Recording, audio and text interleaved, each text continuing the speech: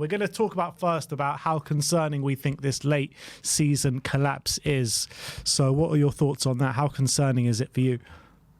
I think you got it spot on there. It's very deja vu to last year. The Ryan Mason games, even that Liverpool game felt very similar, and Brentford, and it's just petering out, and we just want it to end, don't we? I mean, even though we need 2 wins from 3, and you think Burnley and Sheffield United look easy with City sandwiched in the middle, where we all probably want to roll over because of Arsenal's sake.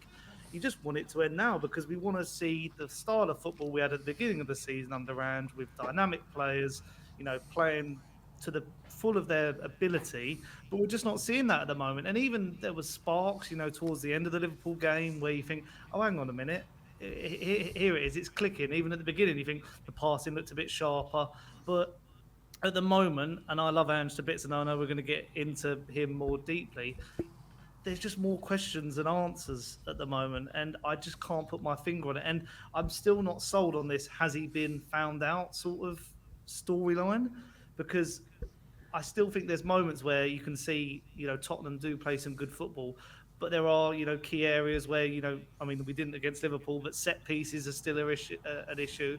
But the way we concede our goals is just not good enough at the moment. Yeah, absolutely spot on. But Sim, is this something that maybe we should have seen coming? We saw signs of it at Brighton. We saw signs of it at Fulham. We have seen our form since those first 10 games of the season progressively decline up until this point. So do you think this is something that maybe we should have seen coming?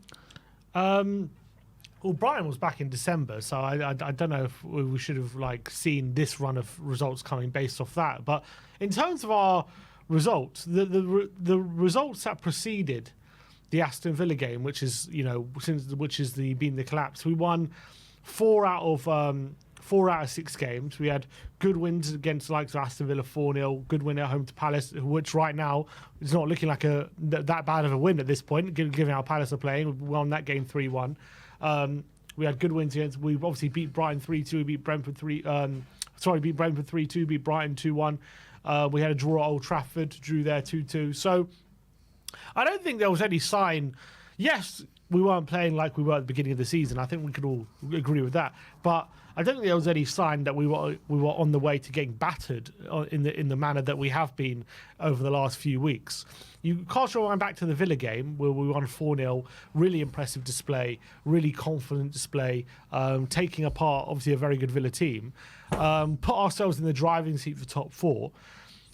And then literally that has been the game since then, where we've completely dropped off a cliff. The very next game after that was Fulham away, which we lost 3-0, and we've gone on to lose 5 of the next 8 games.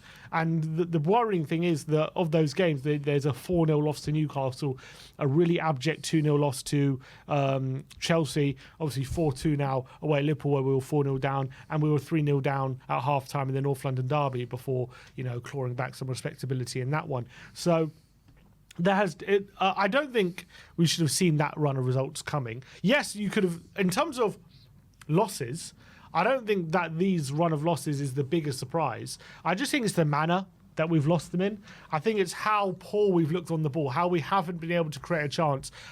Yes, we're always going to be open. I think we've all accepted that. I don't think anyone really cares that much that we concede lots of chances and that every time the opposition attack, they're in our goal. I mean, that's not great, but we know that's an issue that hopefully we can get better at, and that's not what the biggest problem is at the moment. The biggest problem is when we're on the ball, we look like we've got no idea what to do with it. We're too easily stifled. We're not creating any clear-cut chances. We're not testing the opposition goalkeeper.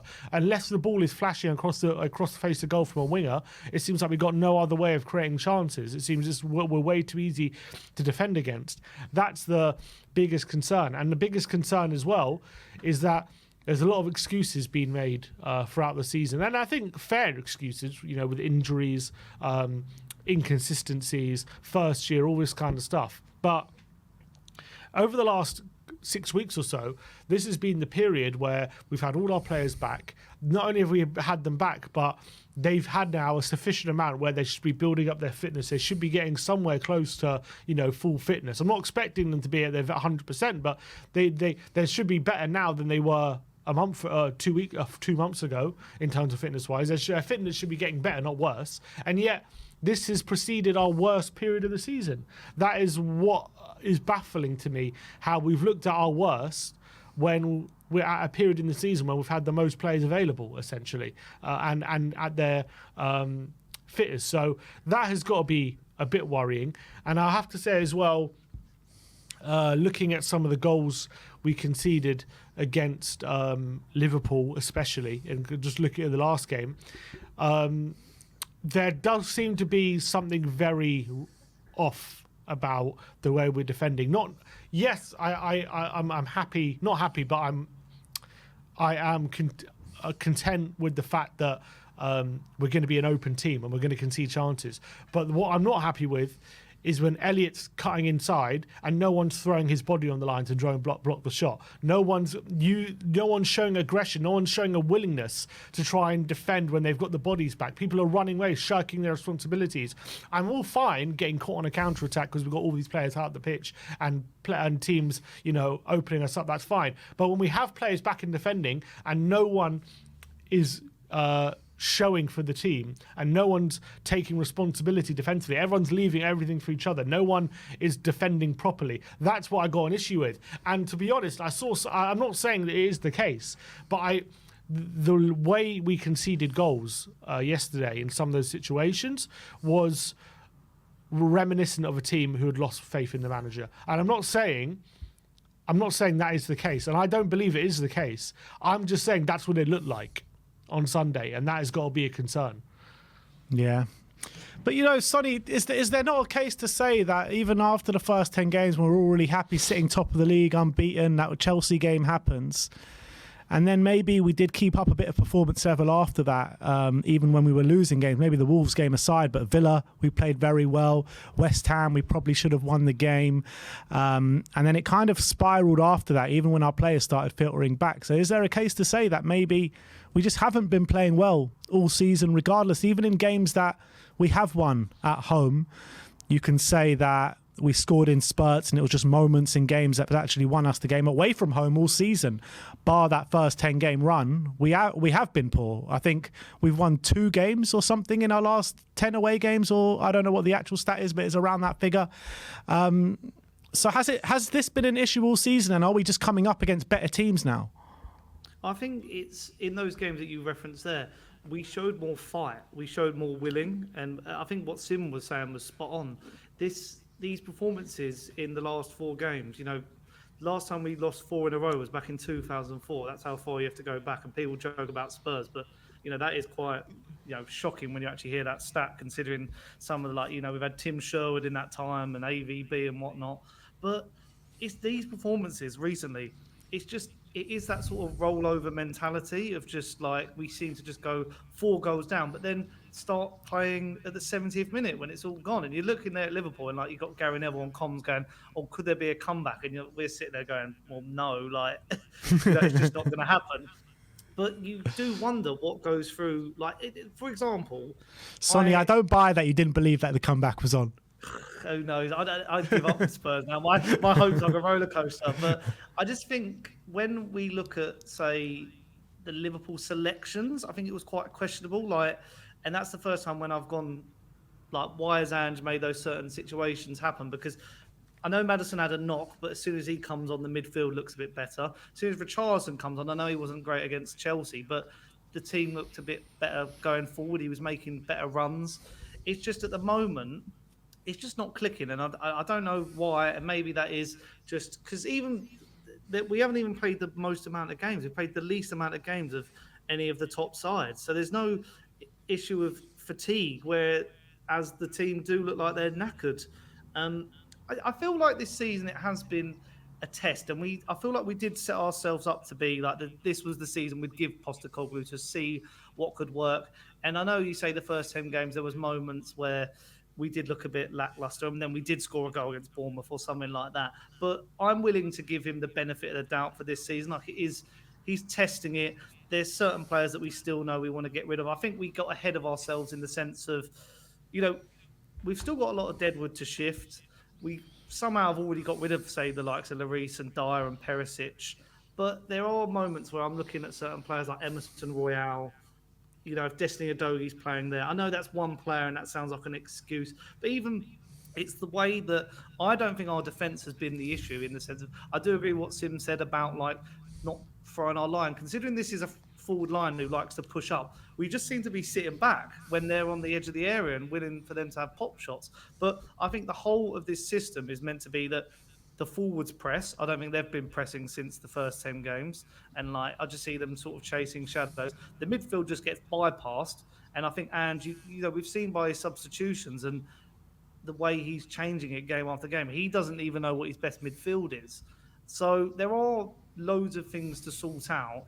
I think personally, Ange can do that. I just think he needs to be backed. You know, we've seen him. I mean, people were comparing up to it happened on Super Sunday, like his start compared to the likes of Arteta and Klopp. And I know one of them won an FA Cup, and Klopp got to a Europa League final and a Carabao Cup final in his first season.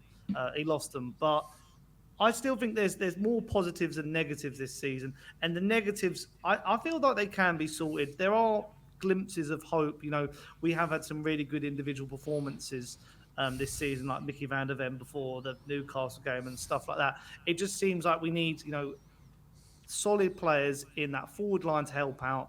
And like even I think someone showed on a graphic on, I think it was 442's YouTube channel, how Ange's front line of the midfield are meant to press. And like, you know, how obviously the wing backs invert and the midfields. And I don't think I've seen that for a good couple of games. And I feel like, you know, it's because, you know, in years gone by, we never win at Anfield, we never win at Chelsea. But you'd hope that with this manager who is putting his mentality forward of we're going to change, the players would have put up more of a fight, and they didn't. And I mean, Sim is right to question their mentality of why didn't they? Like, is there something bigger going on? But you do hear the players talk highly about Postecoglou, so it's really hard to judge what the situation is at the moment. I just can't compute in my head why the more the players are getting fitter and the more players we're getting back, the worse we're looking. I mean, in your mind, like how do you justify that in your head? Why that is the case? I mean, it's just like I'm trying to like come up with a good justification in my mind why, you know, with all the excuses you've had throughout the season, why the more players we get back, the fitter they're getting, the worse we're looking. I just don't understand it. And they've all dropped off though, haven't they? Like at the beginning of the season, you would have gone, Vicaria's been amazing. You would have put more in your team of the season, wouldn't you? Even considering we were conceding on those goals. But now everyone has dropped off. Kulusevski looks like what he was under Conte. Maddison doesn't know what he's doing on the ball. It seems to be like and that's the thing when you're questioning all these players, and you know people are doing it with Manchester United after last night. Sometimes, do you blame the players or do you have to put something at the manager's door? And I hate to say that because you guys know I'm a big fan of Postecoglou, and I think given time and resource, he can build something at this club. But there seems to be a thing, and it sounds like stereotypical, always saying like Tottenham hoodoo or something like that. It is just replicating seasons gone by where we just drop off. And, we've been lucky the last couple of years. You remember when we were battling with Arsenal for top four, and I think we beat them by 1 goal difference or, 1 point. And that was Lloris saving the penalty at Wembley. How many years ago was that? 4 years ago now? We've got a bit lucky. And maybe this year the luck sort of, run out a little bit. And we're now having to stress over getting Europa League football to, with 2 games out of 3. And on paper, it looks viable, but you never know. We lost buddy 5-1 to a relegated Newcastle many years back. So nothing ever surprises me anymore.